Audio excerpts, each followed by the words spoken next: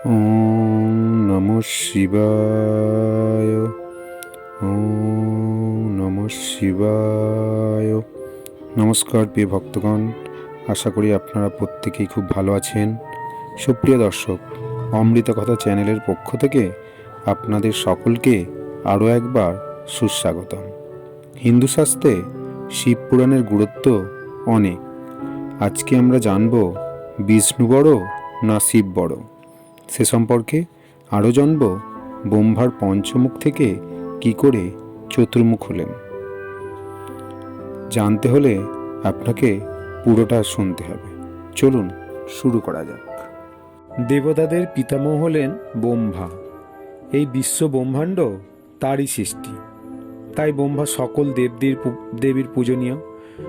সকলেই তাকে মান্য করেন, শ্রদ্ধা করেন। খ্যাতির শিখরে ছুঁয়েছেন ব্রহ্মা।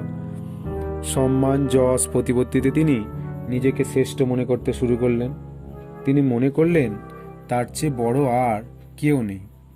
শ্রেষ্ঠত্বের অহংকার তার আচরণ প্রকাশ পেতে শুরু করল। পঞ্চমুখ আর কুমণ্ডল হাতে নিয়ে সদম্ভে বিশ্ব ব্রহ্মাণ্ড ঘুরে বেড়াতেন। একদিন ঘুরতে ঘুরতে ব্রহ্মা এসে হাজির হলেন বিষ্ণু স্থানে। অনন্ত শয্যায় শুয়ে আছেন বিষ্ণু, পাশে গরুর। ব্রহ্মা এলেন, দাঁড়ালেন, প্রতীক্ষায় রইলেন। বিষ্ণু উঠে দাঁড়িয়ে তাকে অভ্যর্থনা জানাবেন, সম্মান প্রদর্শন করে আতিথেয়তা করবেন। কিন্তু ঘটনা ঘটল উল্টো। বিষ্ণু কিন্তু শুয়েই রইলেন। তা দেখে ব্রহ্মা গেলেন ভীষণ রেগে।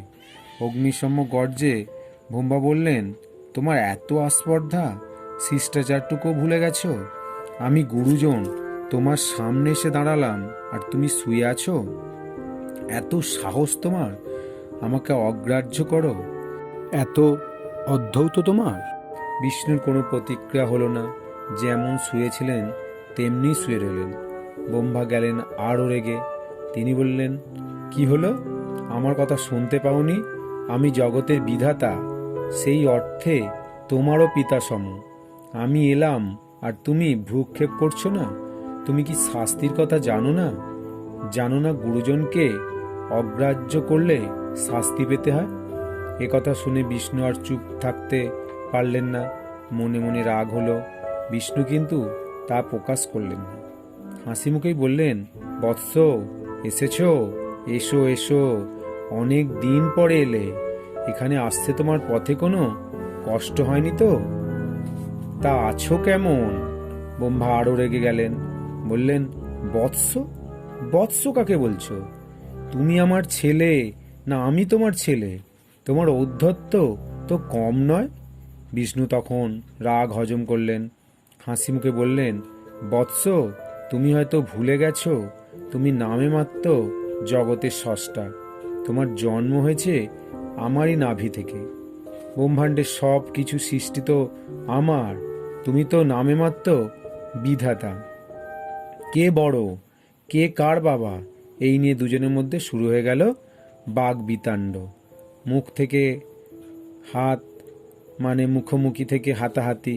বিষ্ণু তার বাহন গরুরে পিঠে চড়লেন, ব্রহ্মা ও বাহন হাঁসের পিঠে।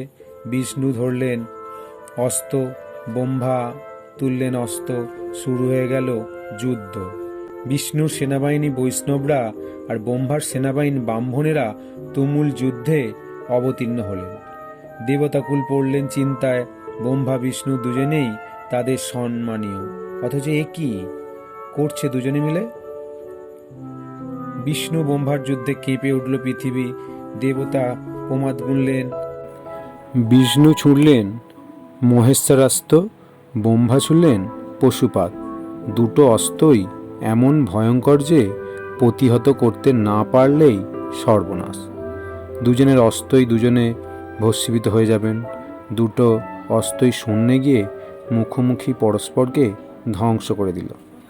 হাজারটা সূর্য যেন আকাশে জ্বলে উঠল। প্রচণ্ড তাপে সৃষ্টি বুঝি ছাড়কাড়ে যায়। সেই সঙ্গে উঠল দারুণ ঝড়। এলোমেলো বাতাসে আগুন ছড়িয়ে পড়তে লাগলো হু হু করে। সকলের গায়ে সে তাপ অসহ্য হয়ে উঠতে লাগলো। রাজায় রাজায় যুদ্ধ হয় উলুখাগড়ার পাঞ্জায়। এই যুদ্ধ থামবে কিভাবে? কেউ কি আছে যুদ্ধ থামিয়ে দিতে পারে? ভাবতে লাগলো সকলেই। ঠিক এমন সময় মাটি ফুঁড়ে অদ্ভুত হলো বিশাল এক স্তম্ভ। ব্রহ্মা বিষ্ণু দুজনের সামনে আচমকাই স্তম্ভের আগমন। স্তম্ভের রং আগুনের মতো বাড়তে বাড়তে আকাশ পর্যন্ত বেড়ে গেল। তার শেষ প্রান্তে চোখে পড়ে না। বিশালাকার স্তম্ভের উদয় হওয়া মাত্রই আগুনের ঝড় গেল কোথায় মিলিয়ে। যুদ্ধ গেল থেমে। ব্রহ্মা বিষ্ণু দুজনেই খুব অবাক, এটা আবার এলো কোথা থেকে। বিষ্ণু ব্রহ্মাকে বলল, ব্রহ্মা, তুমি ওপর দিকে যাও, আমি নিচের দিকে যাই। দেখো তো গিয়ে স্তম্ভের মাথাটা কোথায় গিয়ে থেমেছে।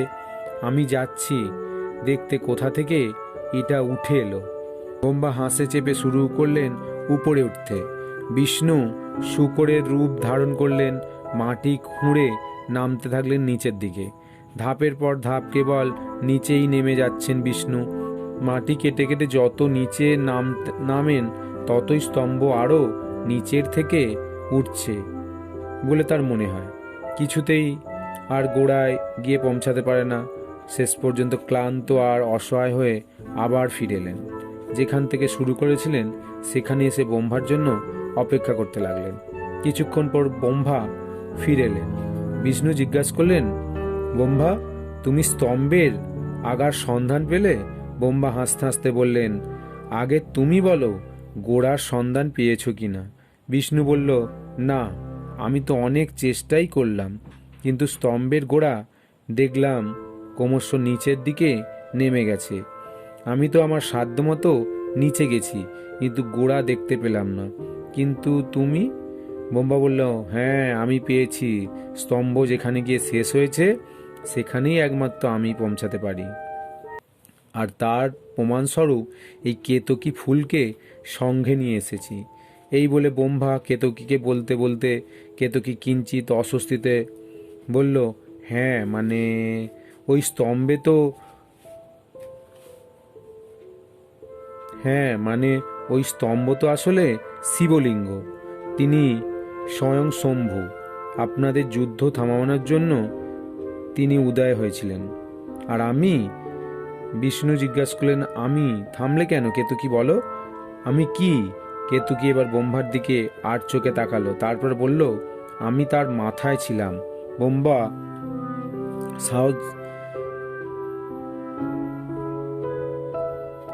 ব্রহ্মা সাহসের গর্বের সঙ্গে বললেন, তাহলে দেখলে তো বিষ্ণু কে বড়। তুমি তোমার কার্য সম্পন্ন করতে পারলেন না, কারণ তোমার ক্ষমতা সীমিত। আমি পেরেছি, কারণ আমি সর্বাজ্ঞ, আমার ক্ষমতা অসীম। বিষ্ণু চুপ করে রইলেন। ভাবলেন, নিশ্চয়ই ব্রহ্মা অনেক বেশি শক্তিধর। সরল মনে বিষ্ণু কেবল ফ্যালফ্যাল করে তাকিয়ে রইলেন। আসলে ঘটনাটা ঘটেছিল এইরকম। শিবলিঙ্গের কানে ছিল কেতকীর ফুল।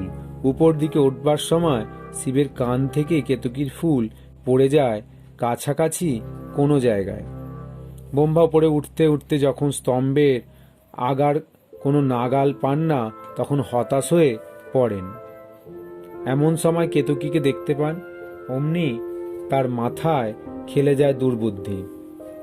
তিনি কেতকীকে সঙ্গে নিয়ে নেমে আসেন।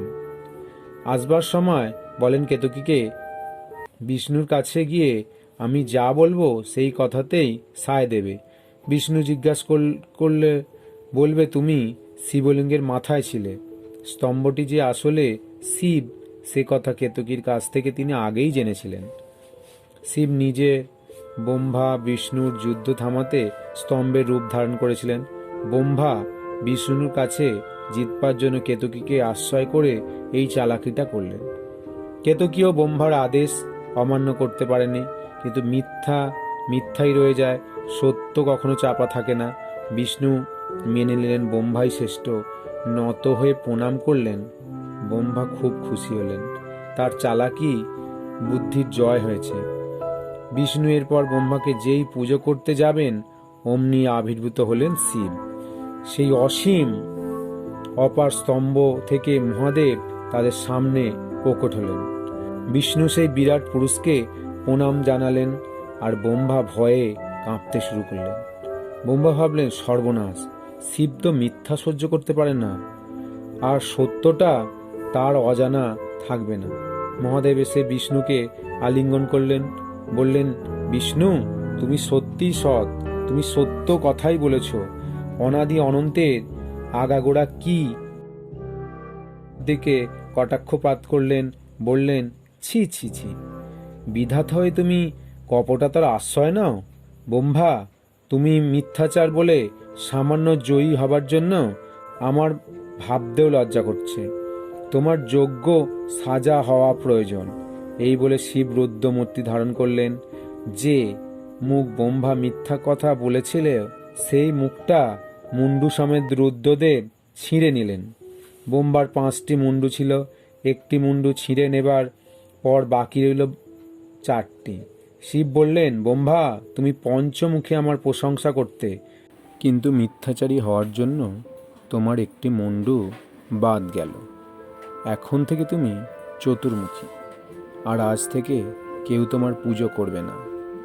শখ ক্রোধে কেতকীর দিকে তাকিয়ে শিব বললেন, তুমি আমার প্রিয় ছিলে কেতকী, কিন্তু আমার প্রিয় হয়ে তুমি মিথ্যার আশ্রয় নিয়েছ, তাই আমার কাছ থেকে তুমিও পরিত্যক্ত হলে। আমি যেন আর কোনো দিনও তোমাকে দেখতে না পাই। এইভাবেই ব্রহ্মা বিষ্ণুর লড়াই চিরদিনের মতো থেমে গেল।